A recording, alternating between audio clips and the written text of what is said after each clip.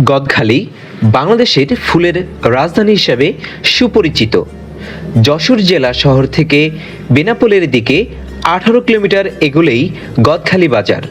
গদখালিতে আসা ফুলগুলো যশোর থেকে 25 কিলোমিটার দূরে ঝিকরগাছা ও শার্শা থানার 90টি গ্রামের প্রায় 4000 বিঘা জমিতে চাষ করা হয়।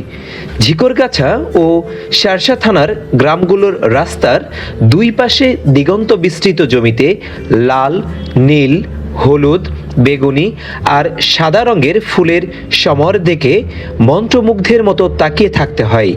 এছাড়া ফুলের সুঘ্রাণ, মৌমাছির গুঞ্জন আর রঙিন প্রজাপতির ডানার ভর করে এখানে আসে চিরন্তন সুন্দরের বার্তা।